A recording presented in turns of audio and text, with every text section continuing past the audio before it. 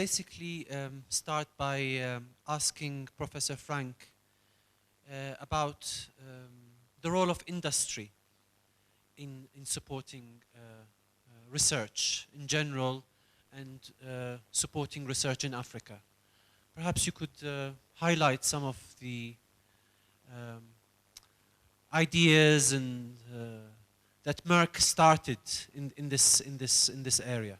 I would like to allude a bit longer around that, not too long. We'll leave some time for my colleagues here on the panel. I came to Africa the first time 45 years ago, and I traveled for 2 months to the southern parts, up to Angola, Mozambique, Namibia, and so on. And I thought about it yesterday evening, and the only really vivid memory of those days was women working in the fields, women carrying water, young girls carrying water, women sitting behind market stalls selling fruit and vegetable, women. So sorry, I don't want to offend the African men now, but I couldn't make any sense for me in those days. Then Africa was, or the love for Africa was rekindled in me some 20 years ago, and then I started to come to Africa very regularly, every year 2-3 times. And of course, traveling through many different countries by car, really through the rural countryside, was the same. You saw women working hard. And I realized without women, Africa would not function. That's a fact. Yeah? And you like it or not, but that's a fact for me. 20 years ago, there was no mobile phone, no bottled water, nothing. Now we have got that all. You still see women working, but you also see, on the one side, intelligent young Africans coming back to their home countries, taking on responsibility. And you see, of course, the empowerment of women. The first women president, yeah, which is quite an achievement, particularly after this terrible civil war they had. And for us, it became very clear at Merck, we have to do something about it. We have to help, because we are a pharmaceutical company. We are in 66 countries now. So we developed an Africa strategy, simply to bring to the countries of Africa, and we are now in 12 countries with our own offices, what we can do for the countries. And of course, we started our capacity advancement program, Merck More Than a Mother, and some other programs. And for that, of course, we picked a woman from Africa, Russia. And she is from Egypt, but Egypt is part of Africa. And she's very forceful, and she introduced this program to Africa. And what can we do? Industry, it's got money. I told you we spent 1.7 billion on R&D work alone last year, and we do this every year increasingly because R&D is very expensive. And we also want to widen this net to Africa, and of course with the focus on women. Not only, but also particularly on women. And what we can do, you saw Rebecca. She is a good example of what we can do. We can support young, gifted researchers, of course with financial means, because they all have to live somehow, but also, and far more important, of course, with passing on the knowledge we have. And we have got a lot of knowledge and experience gathered in the 340 years of Merck history. And that we want to pass on. So our main task will be, one, to have these programs, the capacity advancement programs, to advance capacity in young researchers, in young nurses, in young doctors as well, on specific diseases like diabetes, which is an area we are active in. And of course, the next step is then to really promote young, gifted scientists to teach them the cutting edge of research. And we do that in our offices and research laboratories in Germany and in America then. And we hope that we can find many more to come. It is always, they have to come forward as well, because how will you pick out of a haystack a needle? It's not that easy. And this needle has to be a gifted needle, because they have to compete with other nations around the world. But the Africans can do it. We saw 2 examples. I was just approached by a young man during our coffee break. He did a research on cultural influence of diseases, also sponsored by us last year. So there are many areas industry can do, because industry got the means to do it, and we have to give back. That's for us. It's a family-owned company. You know, Merck owns the company and controls the company, very close to the heart of myself and of all our family members, the 150 family members, that we want to give back to society. And the best way to do it in society who needs it. And the African society needed more than the German society. It's as simple as that.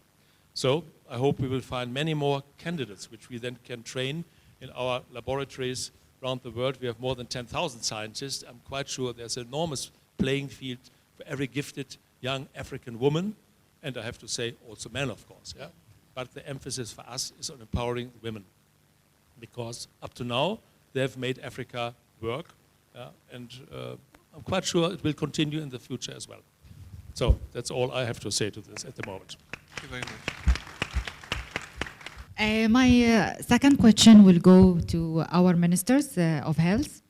The question will be around the science, technology, and innovation strategy for Africa, STISA 2024.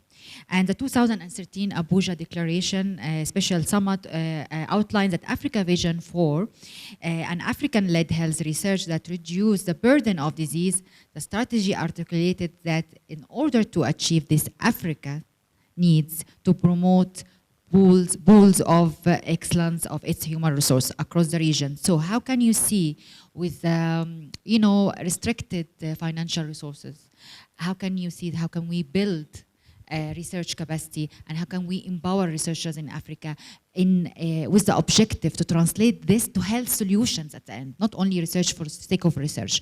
And we know that there is a lot of important topics.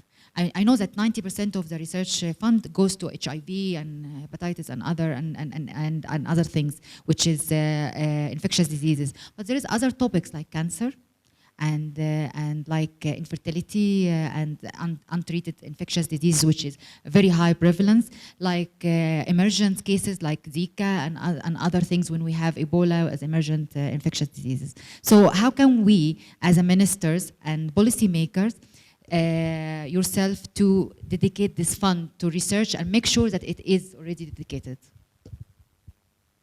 Thank you very much, Russia.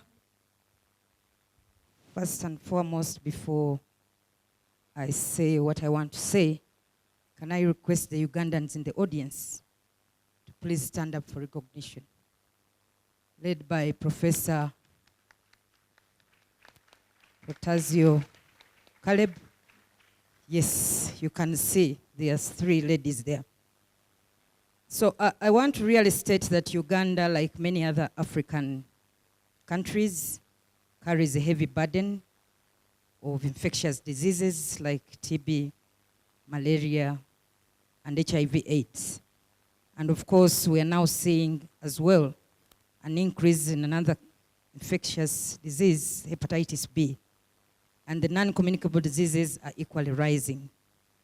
But of course, we need, first of all, to salute all the researchers who have enabled us currently to have treatment for these diseases, these infectious diseases. We have treatment for malaria, treatment for TB, and of course, the medication for HIV/AIDS is available. But a lot still needs to be done. As a country, we have, of course, promoted the young scientists.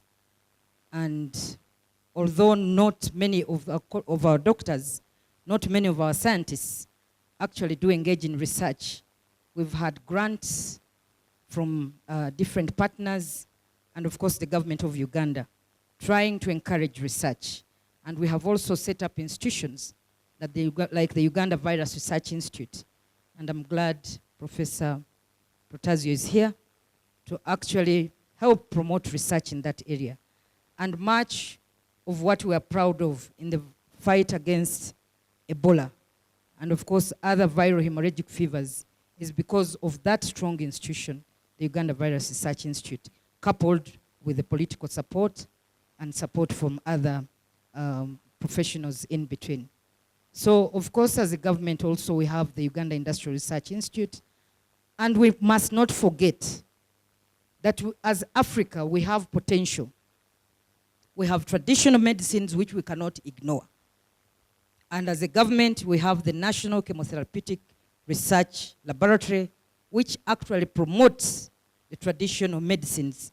And I must state that as we are also coming up with a bill to regulate these traditional herbalists, because they come up with all kinds of claims, and yet they are not regulated. So in Parliament currently, we have that bill, the Indigenous and Complementary Medicines Bill, which we hope will be passed into law very soon to regulate that sector. As government, we have promoted girls to actually undertake sciences by giving them a little more points at university to bring them at par with the men. We have about 120 doctors qualifying annually from just one university, the oldest university, that is Makerere College, Makerere University. And out of these 120, only 20% are actually women.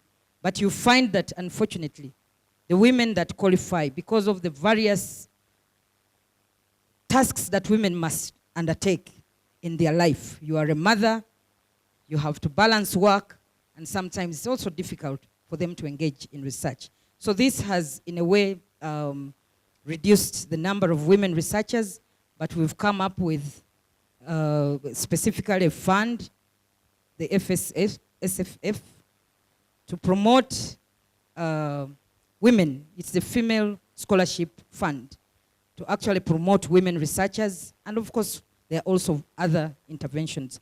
But specifically on the side of the human resource, as government, we have endeavored to promote the human resource, specifically in science and technology. Our president is very supportive and encouraging the young people to undertake sciences, and this is also done through motivating them by increasing their salaries. So the president himself has made a pledge of increasing salaries for the scientists at the universities, of course, beginning with the lecturers, and even those that qualify, like the doctors and others. So this, in a way, motivates our young people to undertake sciences as a priority, as a course. But of course, as I did indicate, we are also promoting research through having various grants from different partners, grants from the government of Uganda, and of course, we hope that the various challenges that still exist will be attended to if we promote research in our countries. So we need to commit resources as governments, and also, most importantly, build capacities of individuals and also build capacities of institutions. But this cannot be done without resources. So as governments within Africa, as policymakers, we need to put aside funds, resources to promote research in order to build the capacities of these individuals and institutions. Thank you very much. Same question goes to Minister of Public Health of Niger. So how would you think that in Niger you can build research capacity, specifically in the topics which is emergent at the moment and lacking fund for research, like cancer, other emergent cases? Donc, merci et pour la parole. Permettez-moi d'abord de remercier l'UNESCO et le Merck qui nous ont permis ou qui ont permis à la République du Niger d'être en tout cas invitée à cette importante conférence qui regroupe des éminents chercheurs de par le monde. Et je remercie également le gouvernement de l'Éthiopie pour l'organisation de cette conférence. Et Merck, qui est quand même qui est une industrie de fabrication de médicaments qui aujourd'hui s'intéresse à la santé des groupes les plus vulnérables. Et j'ai nommé les femmes et les enfants. Vous savez, au Niger, l'un des taux de fécondité le plus élevé au monde. Quand on a fait la moyenne, chaque femme au Niger a à peu près 7 enfants et demi. Et le taux de croissance a atteint 3,9. Et la plupart de ces femmes sont analphabètes. Elles se retrouvent en milieu rural. Et l'analphabétisme, quand même, est un facteur de survenue et de la propagation des maladies. C'est un pays qui a environ 20 000 habitants, 52% de cette population est constituée par les femmes. Donc, la santé de la mère et de l'enfant est une vive préoccupation de nos autorités. Et en l'occurrence, le président, notre président qui est aussi un chercheur, qui a fait de la santé de la mère et de l'enfant son champ de bataille. Et donc, pour revenir à la question, la recherche sur les systèmes de santé occupe une place primordiale dans les stratégies d'amélioration des prestations des services de santé au Niger. Et c'est ainsi avec le concours des différents partenaires de proximité, comme l'OMS, l'Organisation mondiale de la santé, l'UNFPA, l'UNICEF, en tout cas, et d'autres partenaires qui appuient le Niger dans l'amélioration de la santé de la population. Plusieurs actions ont été réalisées au sein de mon département ministériel pour améliorer la recherche ou pour redynamiser la recherche. Et donc, entre autres, les actions les plus importantes, il y a eu l'élaboration, la vulgarisation et la mise en œuvre d'un plan stratégique national de la recherche en santé qui va de 2013 à 2020. La deuxième grande stratégie, c'est la création d'un cadre de concertation de la recherche en santé au Niger. Et il y a eu l'élaboration du projet de loi de recherche en santé et son décret d'application. Et cette loi a passé au Conseil du ministre tout récemment, et en Conseil du cabinet, et elle sera transmise au Conseil du ministre pour adoption. Il y a eu la création d'un comité national d'éthique en matière de la recherche en santé et avec son décret, son arrêté d'application. Il y a eu la création d'une ligne budgétaire sur la recherche scientifique et l'innovation, surtout pour améliorer la santé de la reproduction et la santé de l'enfant. Nous avons également eu l'institutionnalisation d'une journée nationale de l'innovation pour la recherche en santé au Niger. Il y a eu la tenue des ateliers de capitalisation des bonnes expériences en recherche en santé, qui est une rencontre de partage et d'échange des acquis en matière de la recherche en santé. Nous avons également eu à former plusieurs cadres du ministère de la Santé et autres secteurs qui interviennent dans le cadre de la santé puisqu'on évolue et dans ce qu'on appelle le One Health. Tout récemment, à Dakar, il y a eu le sommet sur la santé et l'environnement et qui a fait suite également au sommet de Marrakech qui a également touché la santé et le changement climatique, tout ça dans le cadre d'améliorer la santé de la mère et de l'enfant et appuyer les chercheurs. Et tous ces efforts, je dis tous ces efforts ont permis de booster la recherche en santé à différents niveaux. Au niveau opérationnel, le niveau opérationnel, c'est les districts sanitaires. Au niveau régional, c'est les directions régionales. Au niveau des régions, le Niger dispose des 8 régions et nous avons des hôpitaux, des références, des centres hospitaliers universitaires, des centres de recherche comme le centre Sarmex qui est appuyé par l'Institut Pasteur. Plusieurs thèmes de recherche ont été abordés pour améliorer la santé de la mère et de l'enfant. C'est surtout les causes des décès maternels parce qu'on enregistre au Niger le plus important taux en matière de décès de la mère et de l'enfant. La prise en charge de la tuberculose, du VIH-Sida, du paludisme, les couvertures vaccinales, la malnutrition, la problématique des infections nosocomiales dans les établissements de santé, dans les hôpitaux, du fait de développement des résistances vis-à-vis des antibiotiques, en tout cas par certains germes, qui aujourd'hui posent un sérieux problème de santé au Niger. Il y a l'intégration des soins de santé mentale dans les soins généraux. Il y a la prévalence de la drépanocytose chez les enfants de moins de 5 ans. Donc, tous ces facteurs, en tout cas toutes ces stratégies, vont être mises en œuvre pour améliorer la recherche avec l'appui effectivement des partenaires au développement qui appuient le Niger et tout ça pour améliorer le sale de la santé de la mère et de l'enfant. Parce qu'un adage de chez nous dit, vous éduquez une femme, c'est comme si vous éduquez une nation. Et on ne peut pas, en tout cas, améliorer la santé de la population sans améliorer la santé de la mère et de l'enfant. Je vous remercie.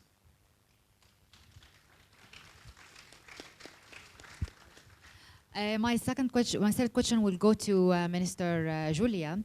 And with Minister Julia, Ministers of Gender and Children and Social Development of Liberia, and also Minister Sarah Obindi, Minister of State of Health of Uganda, we have kicked off a very important initiative called Merck More Than a Mother. And it's actually about why we are talking about this, because the main cause of this problem, which is infertility in Africa, is due to untreated infectious diseases and due to lack of research in that department.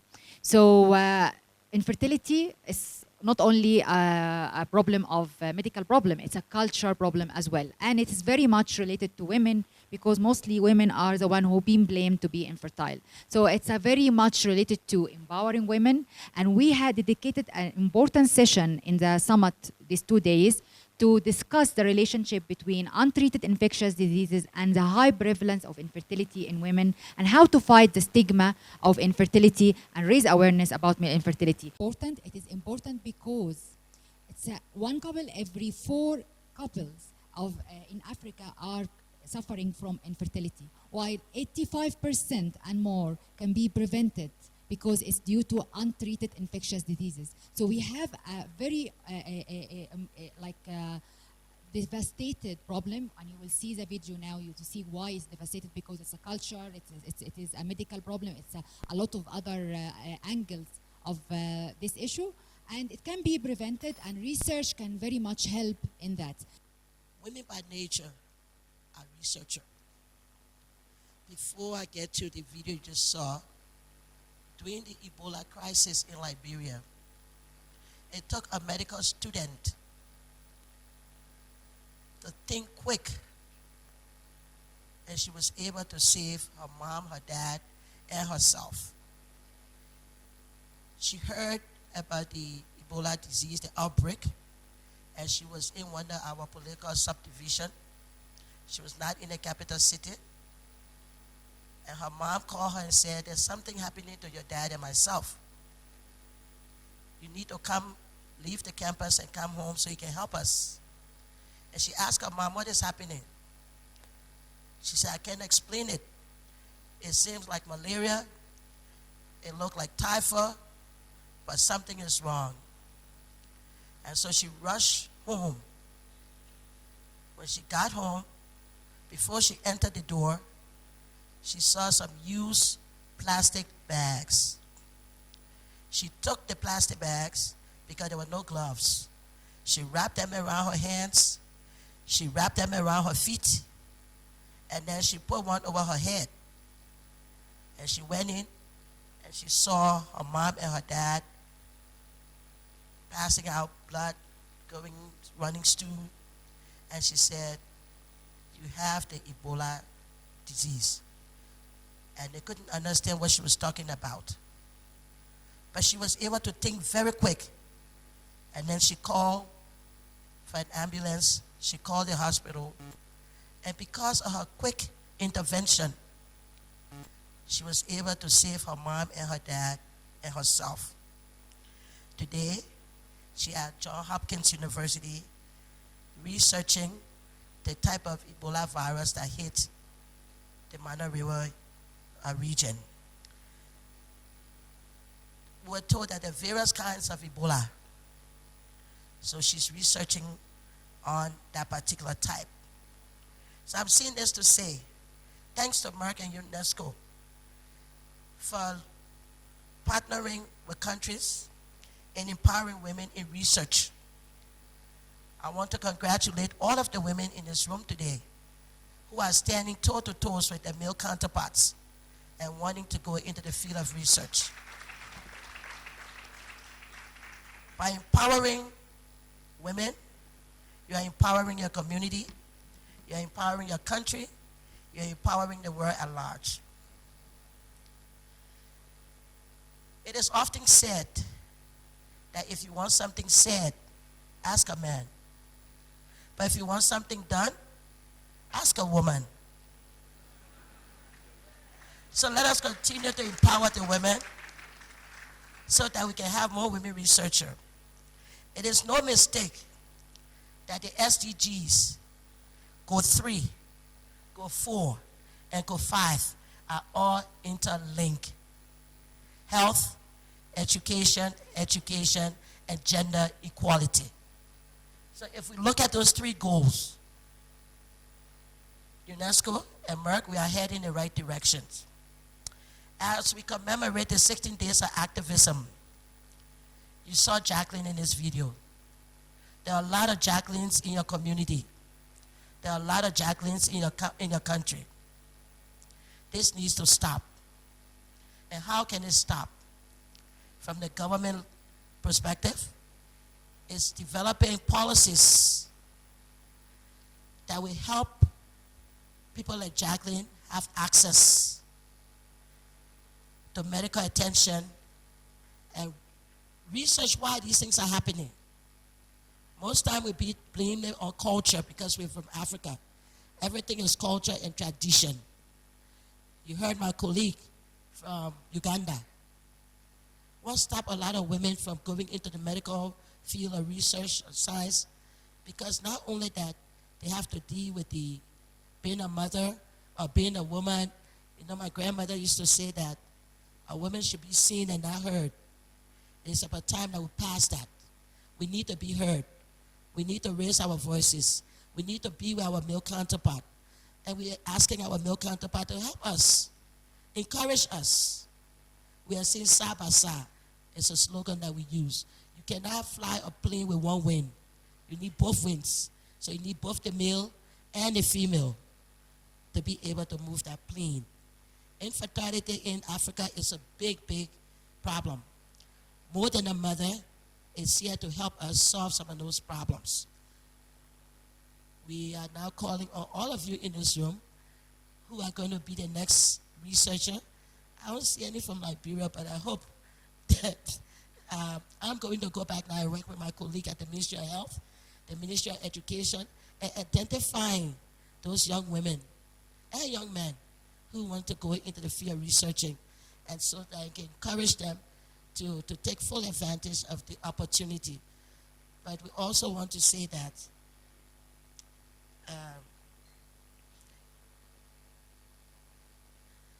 please don't just, after watching that video, there are more videos than that, but we all can go back and make a difference in their lives. We can join More Than a Mother and make a difference in the lives of these young women, these young men who don't know that they too have a problem.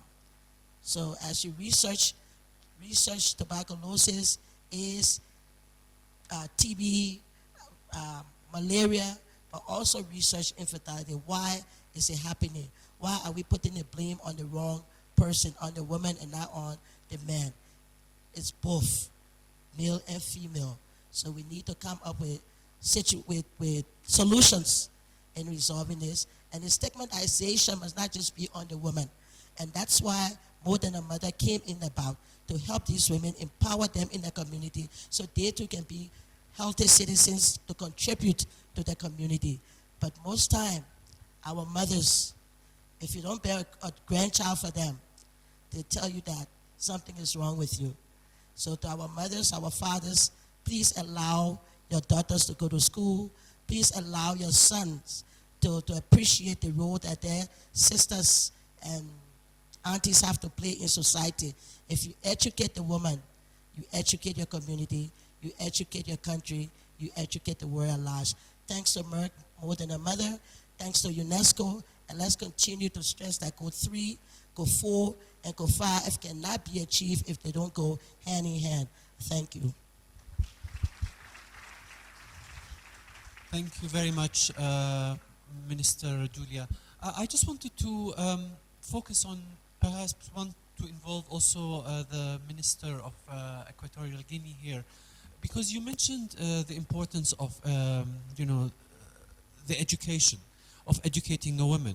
But I also want to put another spin on this, of educating the girl, the young girl. And I wanted to know from some of the panelists here about the programs that you have in your countries on STEM education, science, technology, engineering, and mathematics. Because We hear a lot of days, times in international arena, in the UN General Assembly, that in order to move this agenda of research, we have to start at the base, at the school level.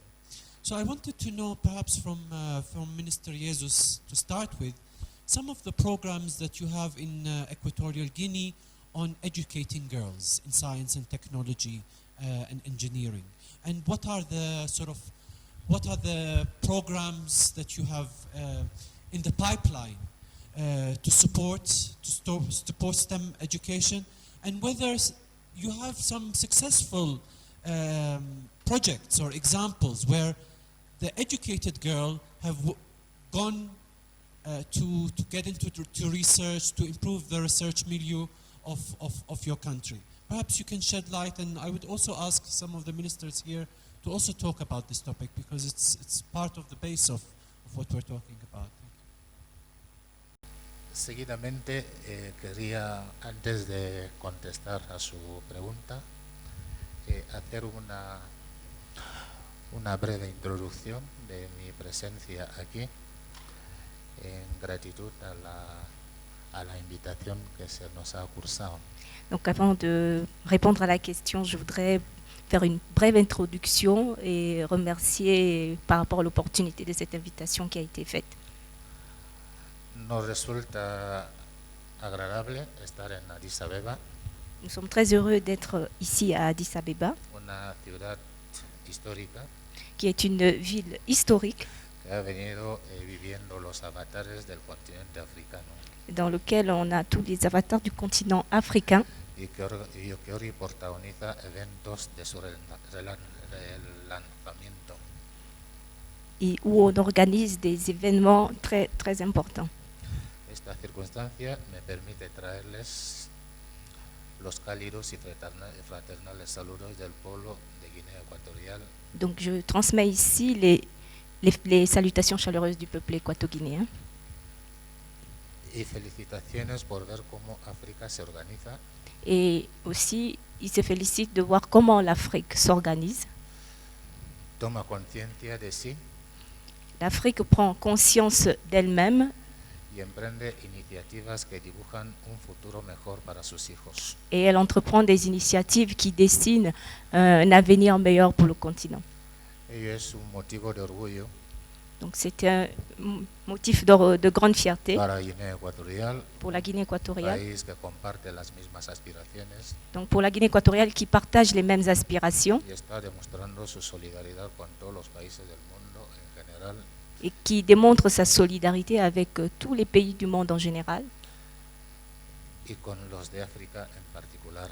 et en particulier avec les pays d'Afrique. Hemos acogido con satisfacción la invitación que nos ha sido cursada Donc nous avons accueilli avec satisfaction cette invitation que nous avons reçue y estamos aquí para apostar nuestra pequeña contribución et nous sommes ici pour apporter notre petite contribution al desarrollo exitoso de esta segunda edición de esta cumbre. au succès de ce sommet. Históricamente sabemos que África es uno de los continentes que han contribuido al desarrollo de la ciencia Donc sur le plan historique, nous savons que l'Afrique a contribué au développement de la science y que ha aportado mucho para el desarrollo a favor de la humanidad.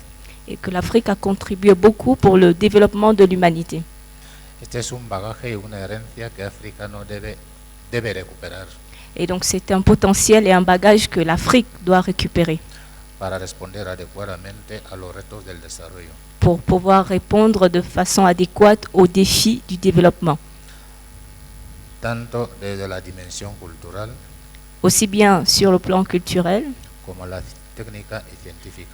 que sur le plan technique et scientifique.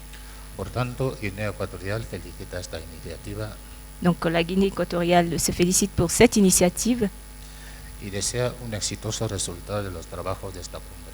et souhaite plein succès aux travaux de ces sommets. Bien, a nivel de la pregunta que me ha sido formulada, Donc en ce qui concerne la question qui m'a été posée, decir al auditorio que el sistema educativo de la República de Guinea Ecuatorial es no discriminatorio e incluyente. Donc je voudrais dire que le système éducatif de Guinée équatoriale ne pratique pas de discrimination, mais que c'est un système inclusif. Por lo tanto, no hay discriminación de sexo, Nous n'avons pas de distinction de sexe, de religión, de religion, de raza, ni de race. por esto,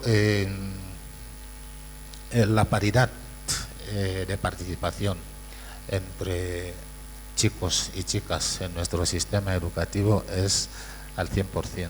Donc la participation des jeunes filles, des filles et des garçons est de 100% pour ce qui est de Hemos l'école. emprendido una reforma curricular Nous avons entrepris une réforme au niveau de la formation para deshacernos de un sistema que ponía en un aula a mujeres y en otra aula a hombres.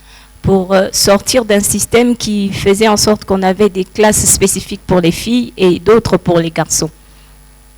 Y hemos encontrado que las chicas tienen el mismo talento, las mismas capacidades, incluso muchas veces más que los chicos. Et on a bien remarqué que les filles avaient parfois plus de compétences, plus d'intelligence que les garçons. Por tanto, el Ministerio de Educación, que es parte del gobierno, Le ministère de l'Éducation, qui est bien entendu au sein du gouvernement, asume la política del gobierno hacia el empoderamiento de la mujer. donc la politique du gouvernement est là pour fortifier, pour donner du pouvoir aux femmes. Por tanto, las dificultades que pueden encontrar las chicas en determinadas matemáticas, como lo ha puntualizado usted, en el sistema no pueden tener como referencia la discriminación.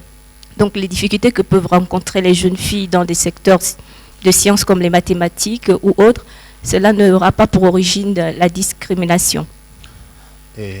Creo que la mayor parte de este auditorio es docente. Et donc je pense bien que la majeure partie des personnes ici sont des enseignants, des chercheurs. Y todos sabemos que tanto para hombres que para mujeres hay determinadas asignaturas que no son fáciles de digerir. Donc on sait très bien que parfois pour les femmes comme des hommes, il y a des matières, il y a des filières qu'on va facilement aborder.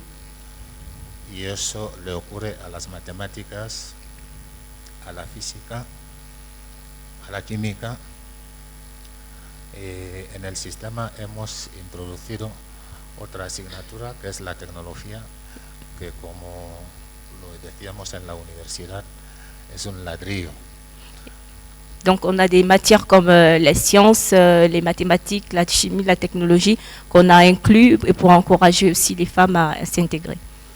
Pero hemos encontrado que después de poner en pie las políticas que persiguen la igualdad entre hombres y mujeres, hay muchas chicas que están en mejores condiciones para superar esas materias que los chicos.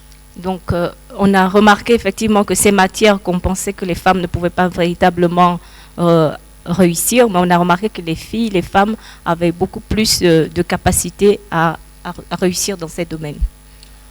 El problema que puede afectar principalmente a las chicas en nuestro sistema educativo, y creo que el nuestro no es excluyente, creo que esto le pasaría a la mayor parte de los países africanos, son los elementos exógenos que hacen difícil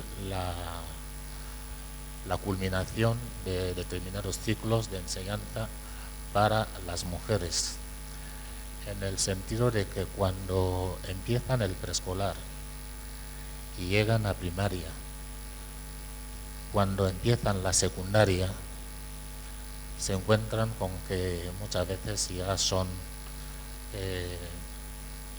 tienen otras, digamos, apetencias corporales, tienen elementos exógenos al sistema educativo que las acosa. La pobreza es una de esas condicionantes y entre la primaria, entre el término... Alors donc les femmes, les jeunes filles rencontrent des problèmes parfois à un certain niveau qui sont exogènes aux questions éducatives. Donc lorsqu'elles quittent le primaire et arrivent au secondaire, c'est parfois d'autres orientations qui n'ont pas de rapport avec l'école qui sont parfois à l'origine de certaines difficultés qu'elles rencontrent. Donc il y a aussi le problème de la pauvreté. De tal suerte que muchas empiezan a embarazarse en una temprana edad. Donc beaucoup tombent enceintes très jeunes au niveau du collège.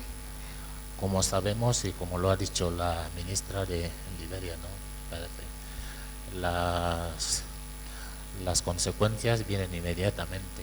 Donc, comme l'a dit la ministre du Libéria, donc on sait que les jeunes femmes, à ce moment-là, il y a des conséquences. Lorsqu'on tombe enceinte très jeune, il y a beaucoup de conséquences qui vont suivre.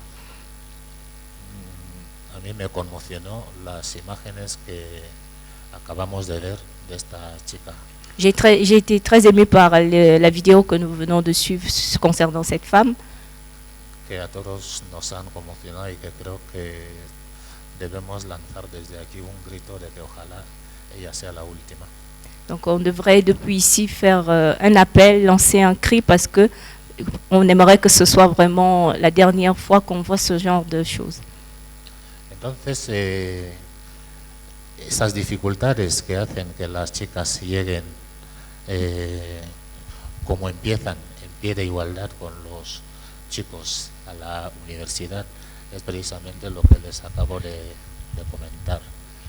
Cuando se embarazan, ya saben que el embarazo es no solamente un riesgo, sino que si la matrícula en un aula de clase o en un centro escolar es una... Esas dificultades que hacen que las chicas lleguen como empiezan en pie de igualdad con los chicos a la universidad es precisamente lo que les acabo de comentar. Cuando se embarazan, ya saben que el embarazo es no solamente un riesgo, sino que si la matrícula, cuando los padres empiezan a costear las... Politics have to encourage the high quality people who go abroad to learn about research and to conduct research to come back to the countries of their origin and help there to build up research capacity. Unfortunately, we know that all, yeah, that's a problem. They then prefer to stay where they are because they find an ideal environment for their work. They are passionate about research, and if you have as a gifted researcher a top quality laboratory at hand, yeah, it is difficult to convince this person to come back to a university which is not that well funded, which can't afford all this modern equipment. So I don't want to kick the ball back into the politics court, but I think it has to be a closer cooperation between politics, yeah, the ministries, to support universities, to enable young gifted researchers to continue the research they've started abroad, then also in their home countries. So it's never the one or the others. It's always a joint effort. And I think we have to work on that from all sides. We are not there yet, I agree with you entirely. And if you look around, I think I mentioned Rebecca already. She's a good example. So I very much hope she will return to her native country, Nigeria. But maybe if she wants to stay in Germany or wants to move to America, she will have opportunities. So it's difficult to convince a young girl not to take on these opportunities. So it's a bit of a vicious circle, and I think policy, in particular the policy makers, have to try to break through this vicious circles. It's not encouraging, but I think all the answer I have at the moment. There is this important thing that I want to ask our policy makers, the decision makers, because in front of my eyes I can see many government officials, and I know there are many laws in Africa, but the implementation and the enforcement of these laws is not effective. So what are you planning, or do you need some help from MERC? What is your plan really to attack this thing? Because you see a very talented woman who can do great science, even more than Marie Curie, but the one who is supposed to sign her recommendation wants something in return.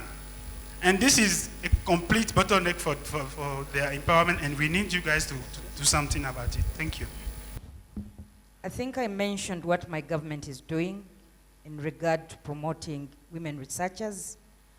There are various grants that I did mention. I mentioned the Female Scholarship Foundation. We also have the Women Scientists Career Development Program, which is really targeting the women researchers, and that may, in a way, help address the challenge that my brother there talked about sexual harassment. And it's a man raising this issue on sexual harassment, not the women. Thank you for that. But I really want to state that by the time somebody is a researcher, you are fairly empowered. You've gone through some level of education. Unlike somebody who is just at maybe senior 6 level or just going to university. So the women must speak out. If there are cases of sexual harassment, women need to speak out. We already have a law, another law introduced in Parliament just last week, the Sexual Offences Bill. So in my country, this is something that we hope to address. But allow me also to state that my government took a deliberate step to promote science in country. The government does pay tuition fees for students who excel, but also those, because the numbers are big, they cannot take on everybody. So what the government has done is to put aside a loan scheme to support these students who are going to do science subjects, specifically science subjects. So with this loan scheme, you go and study. When you complete, once you get a job, then you're able to pay the government in installments until you complete. But allow me to say something about that very sad video that we actually saw, we all watched, about infertility. Infertility, as you all know, is a shared responsibility. And it's really a shame if the men turn on their wives and blame them for being infertile. In my country, we know that services, the fertility care services available have been in the private sector and all based within the capital city. So the government of Uganda is currently constructing a state-of-the-art women's hospital. It will be a public facility, and we really want to thank Merck for picking on this subject of infertility. It has existed since man was created, but no one had actually paid attention to it. And it's, individuals suffering on their own. So Mark, thank you very much. When Russia approached me, it took me time, and I was saying, we're talking about family planning and all this. Now, infertility again. But later, she kept insisting, and we sat, she took me through, and I really saw how important this subject is. And in my country, we had to launch a campaign against infertility, and I'm actually Mark's ambassador for this campaign against infertility in my country. And what we are really doing is to speak to women, speak to men, and tell them that please first go to the health facilities. You can get assistance from the health facilities. And of course, this state-of-the-art women's hospital that is being constructed will be completed by about April next year. And we want to thank Mark for training. Of course, they pledged to train 5 embryologists. We don't have any of them in the public health facilities. So these embryologists will definitely be taken up and employed, and will be working at the women's hospital. Thank you very much, Mark. And of course, the IVF services and the assisted reproductive technology will be provided at this state-of-the-art women's hospital at a fairly reduced price. Because in the private sector, you need to find maybe about $5,000 or so, which the common women cannot afford. So in the public facility, we hope that this will be much, much more cheaper. Thank you very much, Mark, and thank you for this research summit. I remember the first summit in Geneva. When I attended, recall I was running for office, campaigning, and I came for the summit and I took off very fast. Thank you for your prayers. I managed to make it back. Thank you very much, Honorable Minister Opendi. Perhaps we could close with Professor Frank. Remarks, please. It's too much praise for Merck, but thank you very much, Minister. The legacy, what will be the legacy of Merck? Yes, you know, my heart really is burning for Africa for a long time. And we introduced this Africa strategy 5 years ago. And now we are already employing 500 people in 12 countries. We are active in 52 countries. And of course, that's on the commercial side. But far more important for us is the work we do on the corporate social responsibility side. So we introduced Merck More Than a Mother capacity advancement program. We give quite a handful of scholarships to gifted young talented doctors to go to Europe and study and enhance themselves. In India, yeah, but just confirm to Africa. So we are fighting bilharziosis. Yeah? So you don't have to demand from Merck. We do it already. We do it. We have already donated more than 25 million tablets. Don't forget, a child has to take one tablet and it's got rid of this terrible disease. Yeah? And we are committed to do more than 50 million tablets. And by the way, it's also our product. We researched it. We give it free. We manufacture it in Mexico. We ship it to here. And with the help of WHO, we distribute it and the local governments. So we are really heavily committed in improving and helping. We did the mini-lab program and so on. There's a lot of things we do. Of course, very much hope that other companies will follow. That's not in our hands. We can only give an example. And of course, we do the best we can do. And up to now, I must say, again, thank you for your words. It is very gracious. We really feel moved by that we can make a difference. But never forget, it takes a long time. Nothing is happening fast. We all wish it would happen fast, because our span of life God gave us very short. It takes time to develop. I'm very confident it will develop further, and we will have more impact in the years to come. Thank you very much.